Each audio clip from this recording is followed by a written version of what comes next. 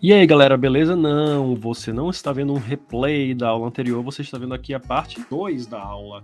Eu sou o Igor Lemos, para você que não me conhece e talvez não me conheça, eu sou expert em dependências digitais, com 12 anos de bastante experiência em clínica, com atendimentos, né, ao longo do ano inteiro, somando até o final do ano, mais de 3.000 consultas que eu faço na área das dependências digitais. Então, eu tô nessa para te ajudar a duas coisas: a você conhecer esse conteúdo, a você faturar mais em consultório, e o terceiro, que é o bônus, se sentir bem melhor, né, com você mesmo, você mesma, que é profissional da psicologia ou estudante da psicologia, numa área que vai ser o grande, mas o grande boom, né, no bom sentido do termo, desse boom, ou seja, vai estar em todas as clínicas pessoas com queixas em relação ao uso disfuncional de telas. Então, se você não assistiu a parte 1 da aula, eu peço que você corra para assistir lá.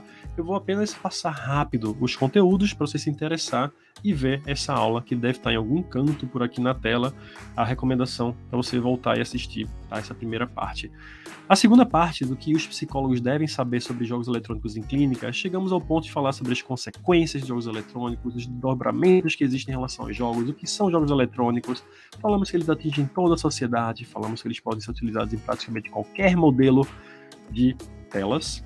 Falamos também sobre os benefícios que os jogos eletrônicos trazem às pessoas, assim como eles evoluíram, assim como os gêneros que eles possuem, assim como a faixa indicativa, assim como a violência dos jogos eletrônicos, que não, você não está vendo o vídeo na velocidade 2.0, estou falando na minha velocidade que eu posso falar realmente, e falei sobre os títulos, e aí a gente parou aqui.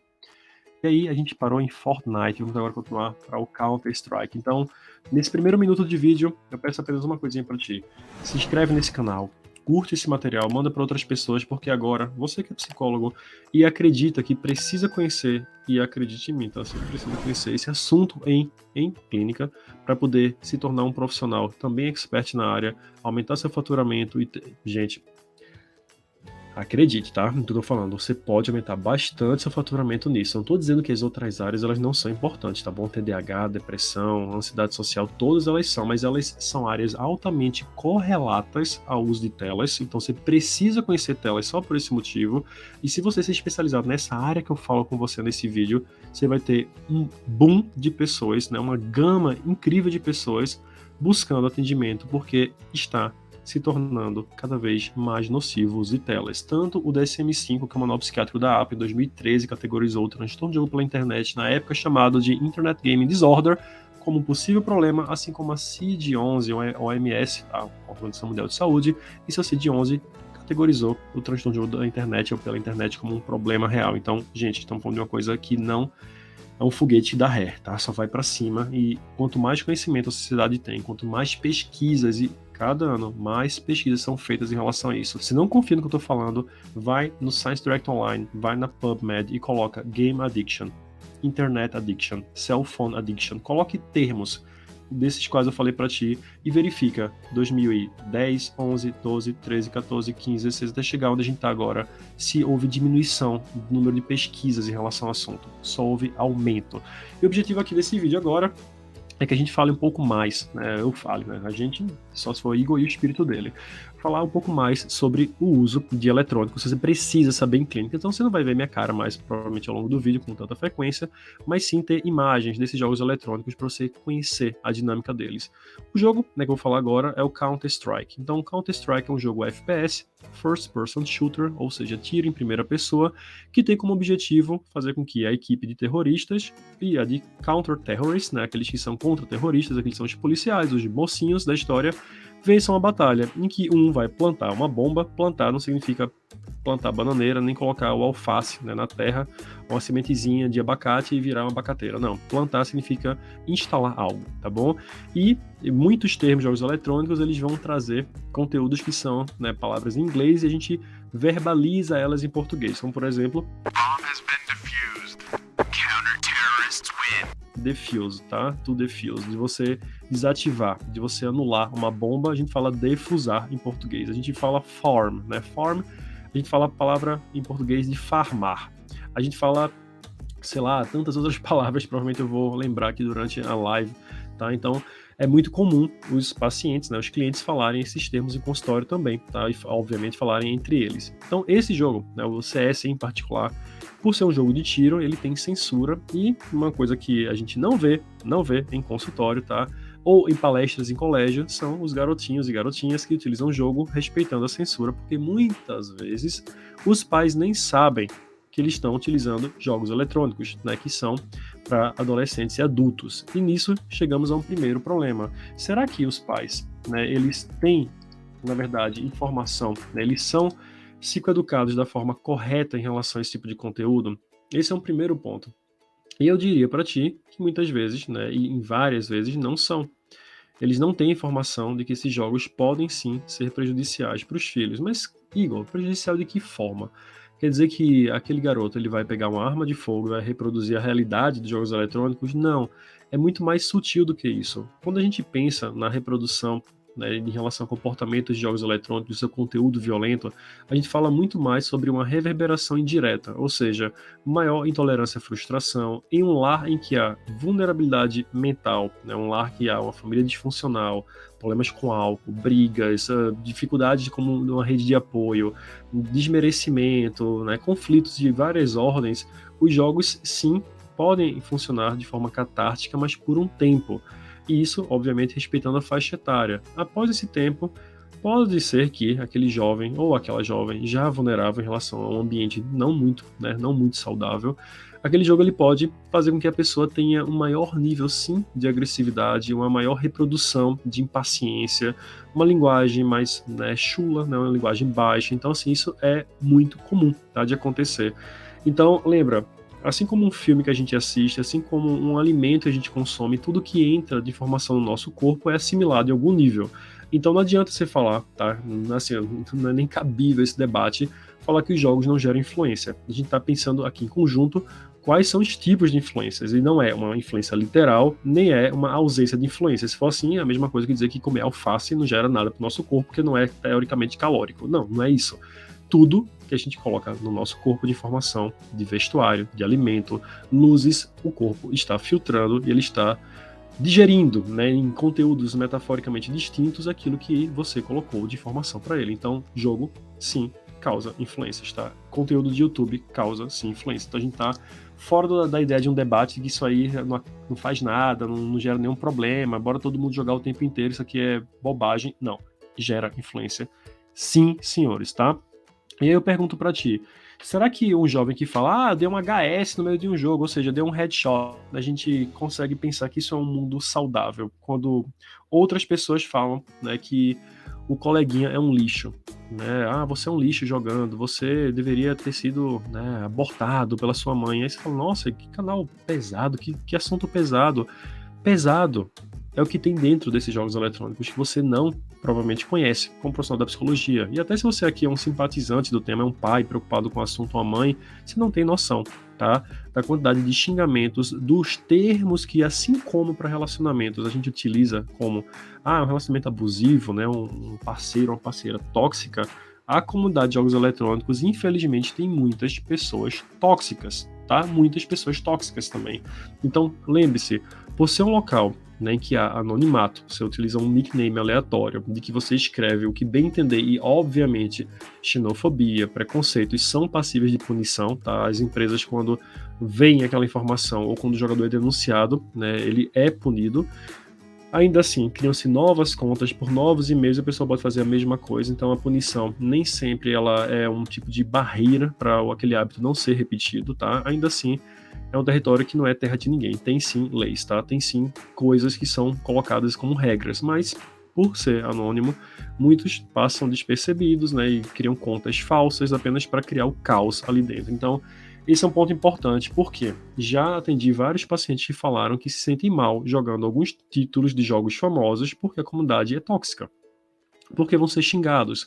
Porque se eles forem jogadores que não sabem ainda jogar tão bem, né, certo tipo de jogo, eles vão ser xingados, menosprezados, diminuídos, e quem é que quer entrar em um jogo, né? Quem é que quer jogar alguma coisa para sentir pior do que quando entrou? Quando você vai jogar futebol com os amigos, é improvável, né, que o pessoal vá desmerecer você, a não ser que seja um grupo de pessoas que fazem bullying, né? Ninguém vai desmerecer você. Vão falar, nossa, não chuta direito, né? Meu Deus, que horrível, você tá chutando mal, seja lá o que for, né? Numa brincadeira entre amigos, se você tiver algum nível de intimidade, você pode brincar com isso. Agora, com os limites da brincadeira, óbvio. Agora, quando né, na internet você não conhece uma outra pessoa, é diferente, tá bom? É bem diferente. E eu, que sou utilizador de jogos eletrônicos também, já fui xingado, né, pelo meu sotaque do nordestino, eu sou do Nordeste, então já me xingaram por isso. Já falaram, você é um lixo jogando, você deveria morrer porque você utiliza uma arma de fogo, que é uma arma que só jogadores idiotas utilizam. Então, assim, sim, já aconteceu isso, como também muitas pessoas legais estão por lá, né, conversando com você e falando coisas interessantes. Então, a pergunta é, eu que sou adulto, tenho 34 anos e jogo, e noto, tá na minha experiência, crianças que estão lá jogando também no mesmo grupo, que tem 8, 9, 10 anos e falam termos, se eu falar aqui o YouTube bloqueia minha conta e me joga na cadeia, você vai pensar comigo, o que é que as crianças hoje em dia estão utilizando? Com quem elas estão aprendendo? Conotação sexual, palavrões, termos que quando eu tinha 9 anos não tinha nem ideia do que era, o pessoal de 9 anos hoje em dia tá falando sobre esse assunto, 9, 8 anos e tá rindo disso, tá? Então, cuidado, atenção com o que os seus pacientes estão utilizando, conheça esse universo, tá? Não é pra gente jogar isso no baú do esquecimento, né? Os jogos eletrônicos, eles vão se manter no mercado e em crescimento, isso não é algo que vai para trás, é para frente, mas saiba o que está acontecendo se você atende criança e adolescente, porque a coisa é séria, tá bom? Outros jogos, né, que eu queria falar para ti, e toda a temática, lembrando, essa é a parte 2 da live, na parte 1 você vai encontrar também outros títulos e conteúdos, né, mais basais que dão o cerne da questão em relação aos jogos eletrônicos e psicologia, né, você que quer conhecer a área para você se sentir, né, um bom profissional nesse assunto, capacitar em relação a isso, aprender a captar pacientes, aprender a faturar mais com essa área, você está no local certo para isso. O segundo, né, jogo, né, o primeiro que eu falei foi o CS, esse Fortnite, Dota e LoL foram falados, tá, no vídeo anterior, na parte 1. Então a gente tá no segundo jogo aqui. O Valorant, diga-se de passagem, é o jogo que eu gosto de jogar, tá bom? É um jogo 5 jogadores contra mais 5 jogadores de uma equipe, cada um vão ter seus poderes, né? Aí nessa imagem você vai ver alguns jogadores utilizando poderes especiais, sejam flechas, seja bola de fogo, seja barreira de gelo, seja lá o que for, veneno. E o objetivo é que você entre na base inimiga, tá? Para plantar uma bomba, né? A gente chama de spike. E o outro time precisa, né, neutralizar o time que está invadindo e ou desarmar aquela spike, tá? E as rodadas elas acontecem em um momento você atacando e outro defendendo, ganha quem fizer 13 vitórias, que são 13 turnos. Então, se o grupo 1 vence a primeira e o outro grupo vence novamente na segunda rodada, fica 1-1, aí 2-1, 3-1, até ficar 13 alguma coisa. Para o modo competitivo, se o jogo fica 12-12, era basicamente a antiga regra, né? Não sei se a ideia hoje é essa mesma regra do vôlei. Então, tem que fazer 2 pontos de diferença. Então, lá vamos nós para 13-12, se for 13-13, tem que ser 15-13, até os times falarem, bora empatar o jogo e ficar todo mundo com 0, né, de ranking, nem sobe nem desce, ou a gente continua jogando até ter um vencedor. Então, sim, é um jogo super interessante, assim como os outros são também, mas que não deve ser utilizado por qualquer faixa etária. Esse é um ponto importante, porque da mesma forma como o CS, esse jogo de cá também tem jogadores, como em qualquer outro, tóxicos, que por utilizarem o fone, né, a gente joga em equipe, então o fone fica liberado, você pode, obviamente, né, cancelar a mensagem do outro por texto ou por voz, para você não ouvir ninguém, mas um jogo em equipe, você não escuta o outro, você já tem o menor nível, né, de chance de ganhar, você não vai estar pensando em estratégia nenhuma, você vai estar apenas dando tiro para todo lado e pensando por você mesmo, lembra, é um jogo em equipe, então tem sim jogadores que falam muita coisa que não é adequada e muita gente aprendendo isso. Então, atenção, colegas da psicologia, psicólogos, como eu chamo vocês, 4.0, atenção a esse tema, tá? Há outros jogos também, como o PUBG, que é o PlayerUnknown's Battlegrounds, que é um jogo semelhante, tá? Semelhante ao Fortnite, ao Free Fire também, por ser um jogo em que você joga em uma arena, tá? Como eu falo, uma arena não é uma arena de UFC, tá? É um mapa, é um local, uma ilha, é algum canto de mapa aberto que você precisa sobreviver, né, com armas de fogo, com itens colecionáveis, né, com armaduras, para você utilizar na sua estratégia, mira, né, e o seu poder, né, estratégico, em si a palavra é estratégia mesmo, a ganhar uma partida, tá? A ser o último a ficar vivo na arena. Assim como eu falei no outro vídeo, falar nesse também, existem vários setores da mídia que utilizam, tá, a temática da sobrevivência como um ponto, digamos assim, de uma familiaridade com aquilo que a gente está consumindo. Então, sobrevivência é um tema que o cérebro constantemente, né, vai buscar, que a gente se mantenha vivo o tempo inteiro, né, o ponto principal do cérebro é esse. assim como desenvolver criatividade e outras questões, mas sobrevivência é um ponto crucial. Então, jogos e filmes que trabalham com a temática da sobrevivência, eles têm um apelo emocional muito intenso e geram uma familiaridade, né? As pessoas se sentem compelidas a jogar ou assistir naquela temática. E esse é mais um jogo que trabalha com o caráter da sobrevivência. Há outros, né? Há outros que trabalham com outras ideias, né? Em relação à luta, por exemplo, assim como o Street Fighter, o Tekken, o Mortal Kombat, tá? O Mortal Kombat é um jogo muito antigo, tá? Ele tá na sua 11ª versão, provavelmente, né? No ano que vem vai estar em 12, 13, cada ano, a cada 2 anos eles lançam novas versões, né? A empresa fatura muito bem com isso. E o que me chama mais a atenção do jogo, além daquilo que chama atenção, graficamente falando, é aquilo que eles mostram graficamente, né, em relação à violência em especial e, obviamente, se o público, né, tiver competência, digamos assim, faculdades mentais e maturidade para compreender o que estão fazendo, ok, mas para um garoto, uma garota, né, que está entrando nesse mundo, e a gente sabe que a violência ela é um mecanismo que se alcança rapidamente a dessensibilização ou a habituação àquilo, eu me pergunto, será que é um tipo de jogo que crianças devem consumir? Você fala, lógico que não, pelo amor de Deus, por essas imagens que eu tô vendo aí, não faz nenhum sentido uma criança consumir esse material. Mas aí vem a grande questão, mas por que elas estão consumindo? Por quê? O que está acontecendo em casa? Quais são as orientações que pais estão recebendo de profissionais da psicologia em relação a isso? Eu vou até deixar a minha imagem pronta assim. Quais são as orientações que estão sendo dadas? Será que os pais estão tendo consciência de fato do que está acontecendo? Será que os pais estão tendo interesse em relação a isso? Se não estão tendo interesse em relação a isso, será que nós da psicologia estamos gerando em nossas redes sociais informações relevantes para os pais, para que eles possam ver aquela notificação e daí eles entenderem que algo precisa ser feito em casa? É um ponto para a gente pensar. A minha ideia também é que a gente possa gerar em nossas redes sociais, seja YouTube, seja Instagram, seja qualquer outra, informações úteis para que as pessoas que acessem esses materiais, esses conteúdos, possam aplicar em casa. Óbvio, não é terapia por meio de vídeo ou terapia por meio de uma publicação de carrossel no Instagram, mas é algo que você entregue para aquelas pessoas que eles tentem minimamente resolver algo que pode ficar pior no futuro. E daí eles possam também, em paralelo, procurar o teu serviço como profissional.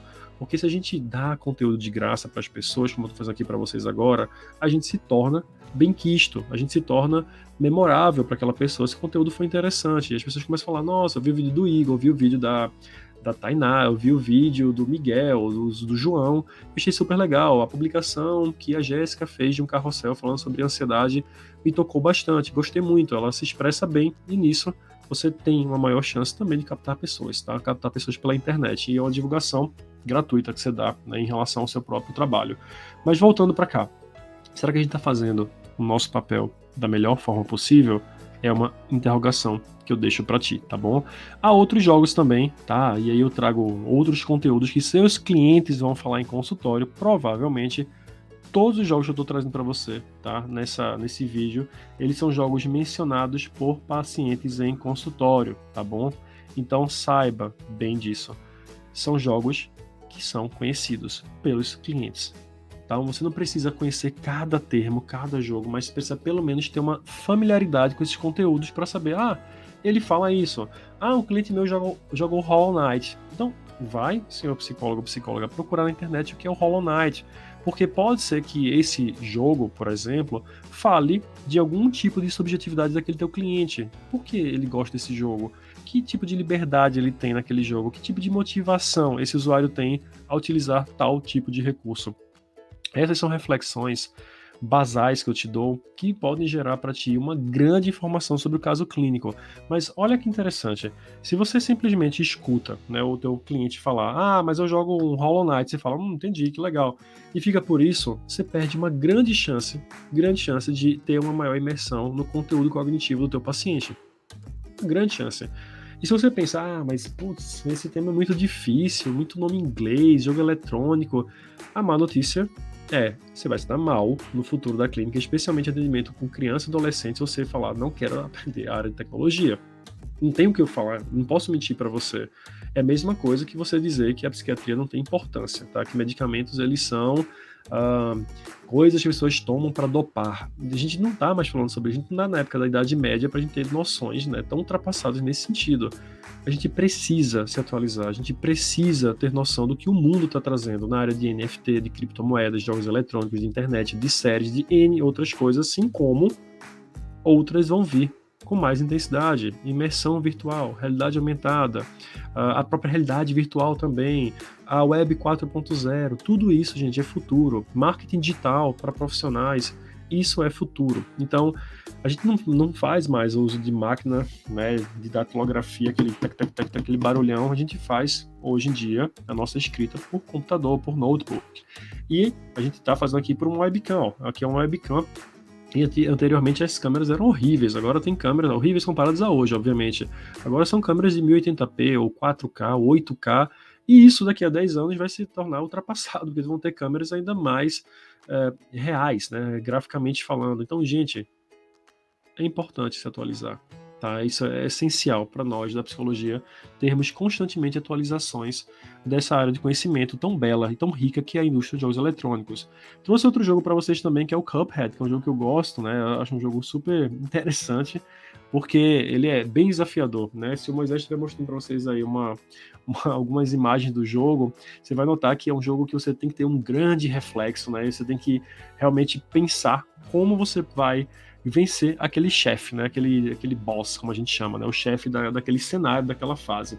Então, é um jogo que você tem que decorar os movimentos daquele chefe, se desviar e atirar no momento correto. Ele tem esse caráter mais retrô, mas é um jogo que vendeu horrores e é um jogo muito premiado também, tá? É um jogo que eu adoro, né? Esse jogo em especial eu gosto bastante, que é o Cuphead. Tem outros, né? A gente vai falar um pouco agora sobre, eu falo sempre a gente, né? Uma figura de linguagem, né? Uma expressão, mas eu vou falar agora sobre o Brawl Stars, que é um jogo de celular. Isso é importante, tá? Alguns clientes seus vão falar, eu jogo no computador. Outros vão falar, eu jogo no notebook. Outros vão falar, eu jogo no console, na televisão mesmo, ali com o meu PlayStation, com o meu Xbox. Outros vão falar, eu jogo no tablet. Outros vão falar, eu jogo no celular. Tá? Então, você pode jogar jogos praticamente em qualquer canto. E os pais, né, eles têm algumas dificuldades em relação a isso, porque o filho tá na sala, larga o computador, o videogame, o que eu chamo de console, e ele vai pro quarto jogar computador. E o pai fala, desliga o computador, aí ele vai pegar o celular. Aí fala, me dá o celular. Aí o garoto vai lá e pega o tablet. Então eu brinco com isso, mas para dizer que são recursos hoje praticamente infinitos para você jogar. Brawl Stars é um jogo muito comentado em consultório para celular, assim como o Free Fire, tá bom? O Free Fire é um jogo de batalha em arena, assim como outros que eu falei, como Fortnite, como também o PUBG. Então o objetivo é você matar outras pessoas nesse cenário e ser o último vivo, tá? Um jogo de batalha em arena é isso, é que nem os gladiadores antigamente batalhavam para alguém, né, ficar como sendo o famoso, né, aquele gladiador conhecido na época. Então é uma sobrevivência que, vê que interessante, né? Agora que eu tô falando contigo, tô refletindo sobre isso. É quase como que um apelo primitivo, né, de nós humanos, né, daquela ideia da sobrevivência por meio do caos, né, de matar outras pessoas, de você utilizar os recursos mais instintivos para você vencer uma batalha. E os jogos, por saberem que essas emoções são tão dominantes em nós humanos, utilizam desses recursos para que a gente possa se sentir compelido, né, a entrar nesse território que a gente sabe muito bem tem relação direta com liberação de dopamina, com ativação da área de recompensa cerebral. Então a gente sabe que esses jogos eles provocam, né, em nós emoções. Essas emoções são condicionadas a manter uma prática. Existem jogos de terror também, tá? Como o Outlast 2. O Outlast é um jogo de terror, né? E o objetivo dele é que você sobreviva em um local, né, que vai estar constantemente escuro, né? Você usa uma câmera e a sua visão noturna, né, que deixa aquela tela mais esverdeada, faz você enxergar alguma coisa, óbvio, com limite de bateria, né? Então aquela câmera, se você usar de maneira recorrente, acaba e você vai ficar jogando no escuro. Você não utiliza armas de fogo, nem itens para enfrentar outras pessoas, você precisa correr, meter o pé mesmo, realmente, sair correndo no cenário, abrir portas e descobrir a verdade por trás daquilo.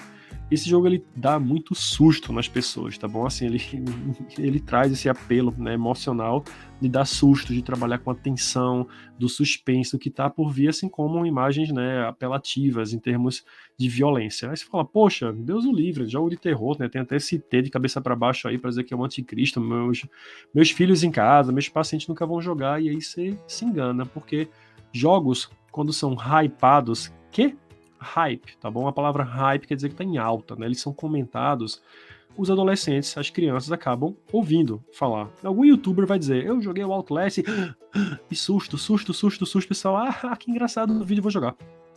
Eu vou jogar. Eu vou comprar esse jogo, eu vou baixar esse jogo, vou fazer alguma coisa, eu vou jogar esse jogo. E aí a criança tá lá, chega no teu consultório e fala, meu Deus, né? A criança não vai falar, meu Deus, não consigo dormir, mas a criança vai dizer, não, eu não consigo dormir.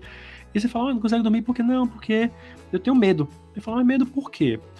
Porque eu tenho medo que uma pessoa com uma foice venha me pegar. Aí você fala, nossa, o que é essa linguagem desse cliente quer dizer, hein? Uma pessoa com uma foice, que símbolo é esse? E, gente, pode ser um personagem do jogo, que você não sabe, porque você não pergunta sobre o jogo eletrônico para essa criança, tá? O que você joga? Outlast, né? Que você pode falar Outlast, sei lá, com uma pronúncia diferente. Que jogo é esse? Me fala, desenha ele para mim, né? Bora falar um pouco sobre esse conteúdo e você tem que procurar e ver o que é essa informação, assim como outros jogos de crianças utilizam, tá? Vou pular aqui, como Roblox, e alguns chamam de Roblox ou Roblox, tá bom? Tem temáticas dentro desse jogo de terror também, de aventura, de esportes, de tiro, como é uma plataforma que você pode moldar aquele jogo, você pode criar, né, uma ferramenta para o jogo ser de N funções e ter uma comunidade por trás daqui. Então não é um jogo único, é um site ou um aplicativo, né, no celular, que você tem milhões de opções de jogos eletrônicos criados, né, por programadores. Então tem jogos de terror também, as criancinhas lá olham esses bonequinhos todos fofos, coloridos e bonitinhos, e vão estar de frente de jogos que também são de terror. Aí você fala, puxa, que bom, né? O filho do meu paciente joga Roblox. Só que se você não souber o que ele joga no Roblox, você vai estar deixando o espaço aberto para que jogos de terror sejam jogados. Que não são esses de cá, tá? Que eu coloquei o Outlast e o Dead by Daylight, são jogos de terror que envolvem sobrevivência, que envolvem, de fato, né, o horror em si, né, a temática mais intensa emocionalmente que a gente vive, né, como seres humanos. Então aqui são jogos distintos, mas o Roblox ele também traz mods, tá? Que são jogos inspirados nesses jogos de cá também. E aí você fala, pô, que maravilha. Não é bem assim, que maravilha, assim como Minecraft. Minecraft todo mundo pensa, um jogo infantil, que fofinho, bonitinho. Jogo de craftar o tempo inteiro, de fazer um farm, de ficar construindo casas e usar da criatividade, mas também você pode criar mapas com temáticas obscuras. Então, gente, a tecnologia ela não é em si o prejuízo da coisa, tá? É aquilo que é feito na realidade que realmente vai ser importante.